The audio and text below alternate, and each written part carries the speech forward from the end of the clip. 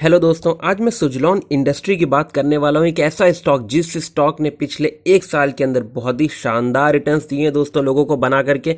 इस स्टॉक के अंदर रिटेल इन्वेस्टर्स की बहुत अच्छी खासी होल्डिंग भी है। इस स्टॉक से जुड़ी बहुत बड़ी खबर है जो मैं आपको बताने वाला हूं।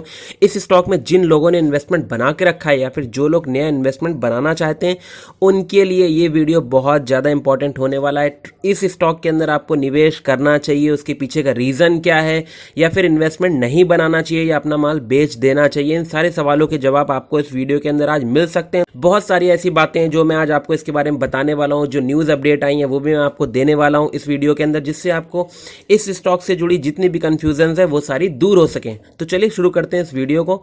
मैं सुमित आपका आपके अपने चैनल में बहुत बहुत स्वागत करता हूं। अगर आपने अभी तक इस चैनल को सब्सक्राइब नहीं किया है तो शेयर मार्केट से जुड़ी सारी अपडेट्स को पाने के लिए इस चैनल को अभी सब्सक्राइब कर लीजिए। दोस्तों, सबसे पहले हम जान लेते हैं इस स्टॉक का कारोबार। जैसा कि आपको भी पता है कि इस बार स्टॉक मार्केट में थोड़ा लंबी छुट्टी हो गई है। हम कह सकते हैं कि वेडनेसडे के बाद से लगातार थर्सडे एंड फ्राइडे दोनों दिन ही मार्केट क्लोज रही है।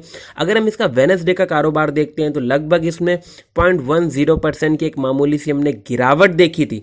इस स्टॉक ने मॉर्निंग में 11 रुपीज 60 पर अपनी ओपनिंग करी थी। 11 रुपीज 70 का हाई बनाता है और 11 रुपीज 10 का लो बना करके 11 रुपीज 25 पर अपनी क्लोजिंग देता है। दोस्तों, जैसा कि मैंने आपको बताया, पिछले एक साल में अगर हम 6 महीने में देखते हैं तो 6 महीने में इस स्टॉक ने लगभग 136% से ज्यादा का रिटर्न दिया है। हम कह सकते हैं लगभग ये स्टॉक डबल हो गया है। मैंने आपको पहले भी ये स्टॉक रिकमेंड कर रखा था दोस्तों कि आप इसमें इन्वेस्टमेंट बना के चल सकते हैं। चलिए सबसे पहले हम जान लेते हैं इसके बारे में जो अपडेट आई है, न्यूज़ेस आई हैं उनको। उसके बाद जानेंगे कि इस स्टॉक में आपको क्या एक्शन प्लान बनाना चाहिए। Suzlon Energy plans to raise about ₹3000 crore to refinance dept.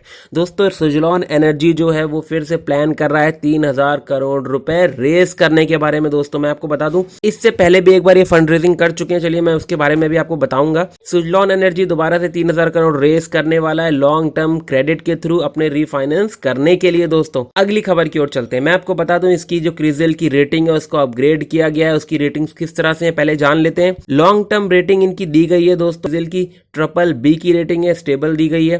Short term rating जो है क्रिसिल की A3 चल रही है अभी इनकी।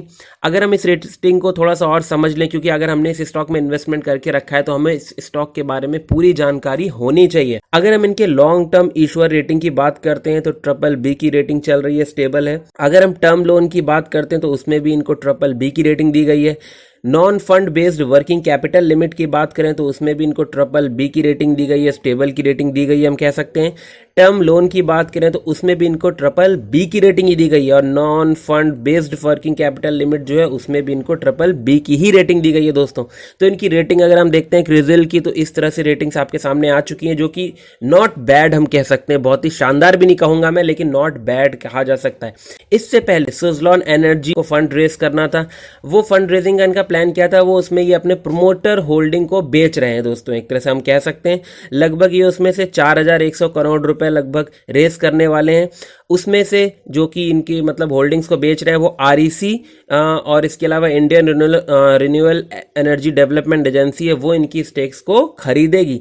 दोस्तों, एक तरह से इनकी काफी ज्यादा स्टेक को बेचा जा रहा है। इस चीज को आपको ध्यान में रखना होगा, क्योंकि इनके ऊपर जो मेन लोड आता है दोस्तों वो है बेड डेप्ट का। इनके ऊपर कर्जे का बहुत ज्यादा ही लोन नजर आता है। लेकिन जो प्लस पॉइंट है उसको भी समझना बहुत जरूरी है। जैसे कि सुजलॉन के पास में ऑर्डर बुक में एक नया ऑर्डर आया 252 मेगावाट्स का। दोस्तों, मैं आपको CLP इंडिया प्राइवेट लिमिटेड की तरफ से, जो कि इनको 2022 तक की कंप्लीट करना है सिद्धपुर में। दोस्तों देखिए, ये कोई कंपनी बंद होने वाली नहीं है। इस स्टॉक के अंदर जो एक मेन प्रेशर है वो यही है कि इनकी बोरोइंग बहुत ज्यादा हो रखी है, इनके पास रिजर्व की बहुत ज्यादा कमी है। उसका रीजन यही है कि नए से नए ये प्लांट्स वगैरह लगाते हैं, जिसके कारण इनको जो है लोन वगैरह की जरूरत पड़ती है, फंड वगैरह की जरूरत पड़ती है, जिसके चलते इनकी बोरोइंग बहुत ज्यादा हो जाती है। तो एक तरह से इनकम कम है लेकिन एक्सपेंडिचर्स हम कह सकते हैं बहुत ज्यादा लगे हुए हैं दोस्तों। और इस स्टॉक के अंदर एक फायदे की चीज और भी है जो मैं आपको बता देता हूं। जैसा कि सेंट्रल मिनिस्टर जो है हरदीप सिंह पुरी, उन्होंने बोला है कि इंडिया में जो है वो खपत और उत्पादन के मामले में वैश्विक ऊर्जा महाशक्ति बनने की राह पर कदम बढ़ा रखी है। उन्होंने पंडित दीनदयाल एनर्जी यूनिवर्सिटी से पाठ्यक्रम पूरा करने वाले छात्रों को ऑनलाइन स्पीच देते हुए पेट्रोलियम एंड प्राकृतिक गैस मंत्री ने यह बताया था कि भारत के पास जीवाश्म ईंधन एवं गैस संसाधन खोज और उत्पादन स्तर बने हुए हैं।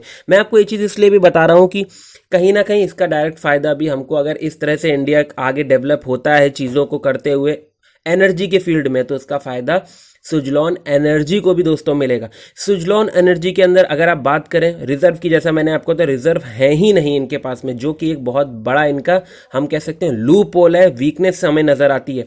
बोरोइंग इनके ऊपर हो रखी है 6,640 करोड़ की, और रिजर्व इनके माइनस में चल रहे हैं दोस्तों। अगर ये अपने कहीं ना कहीं बोरोइंग्स को कम करते हैं, लेकिन ये अपना स्टेक बेच रहे हैं, ये भी कहीं ना कहीं अच्छी बात ज़्यादा नहीं होती अपने स्टेक को बेच देना। इस स्टॉक के अंदर प्रोमोटर्स की अगर हम बात करें तो प्रोमोटर्स की इस कंपनी में 16% की, लगभग 16% की स्टेक है। एफआईएस के पास में 4.85% की स्टेक है। डीआईएस के पास में 14.62% की स्टेक है, एंड पब्लिक के पास में 64.49% की दोस्तों स्टेक हो रखे हैं। इस स्टॉक के अंदर दोस्तों रिस्क जो फैक्टर है वो आपके सामने, ये स्टॉक बहुत ही ज्यादा धीरे चलेगा, मुझे इसकी भी उम्मीद है। ये स्टॉक जल्दी बहुत ऊपर लेवल पर नहीं जाने वाला है। जिनको पेशेंस है थोड़ा सा, जो कि 5 साल से ज्यादा टाइम तक की इसको होल्ड करके चल सकते हैं, लेकिन अगर आप शॉर्ट टर्म के नजरिए से सोचते हैं तो इसमें थोड़ा बहुत आप ट्रेड कर सकते हैं। मैं उसमें ज्यादा आपको एडवाइस नहीं कर पाऊँ। जो इस स्टॉक से जुड़ी मेन बातें थी मैंने आपके साथ में शेयर कर ली है। बाकी आप कोई भी इन्वेस्टमेंट करना चाहते हैं तो एक बार अपने फाइनेंशियल एडवाइजर से चार्ट वगैरह पर रिसर्च करने के बाद में कीजिएगा। हमारे वीडियो को प्लीज लाइक करना, शेयर करना, सब्सक्राइब करना बिल्कुल मत भूलिएगा। Thank you so much for watching this video.